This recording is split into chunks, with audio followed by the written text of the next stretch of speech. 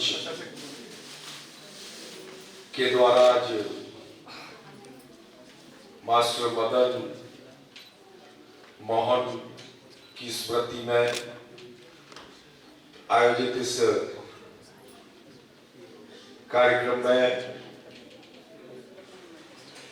हमारे मध्य हमारे भारतीय जनता पार्टी के ऊर्जावान यशस्वी अध्यक्ष भाई राकेश जैन जी, हमारी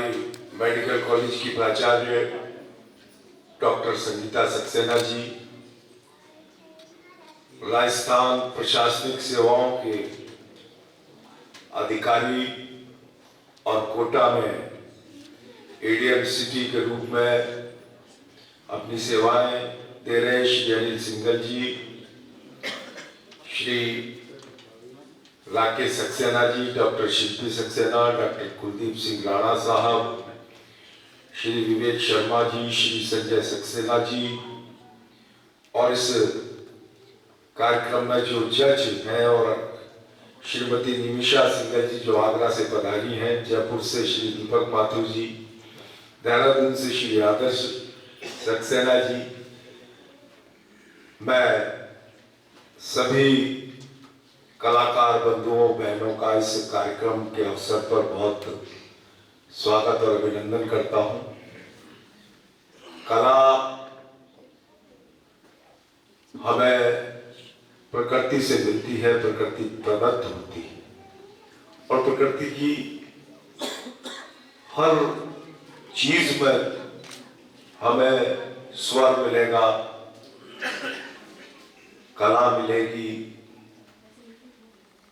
एक आर्ट मिलेगा। तो भगवान सबसे बड़ा कारीगर है जो हमें इतने खूबसूरत शरीर के रूप में हमें भेजता है और निश्चित रूप से कला की पूजा करना, कला को सीखना, कला के प्रति अपना समर्पण होना, ये एक तरीके से इबादत है, ईश्वर की पूजा ही है। और जिस तरीके से संगीत की लहरियां जब चलती हैं स्वर की, तो ये डॉक्टर साहब भी बैठी हुई है, आधे रोग तो ये संगीत की लहरियों से सही करते हैं हमारे चिकित्सक, और पूरे विश्व में आज के लिए ट्रीटमेंट भी चल रहा है।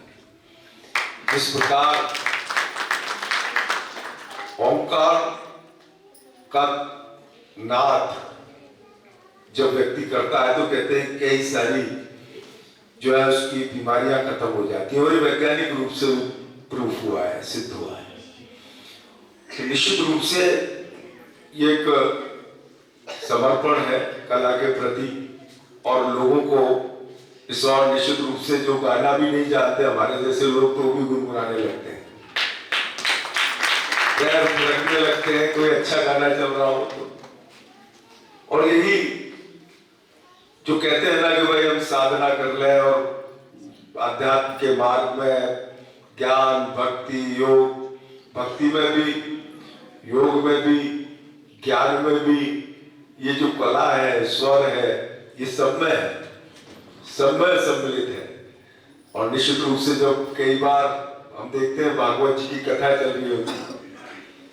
और भागवत जी की कथा में जो ढोलक और वो बजने लगते हैं हारमोनियम, तो बड़े बड़े बुजुर्ग की 80-85 साल की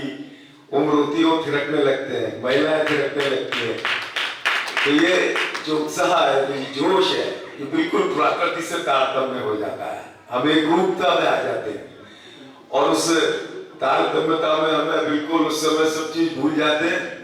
और प्रकृति और हम एक हो जाते हैं,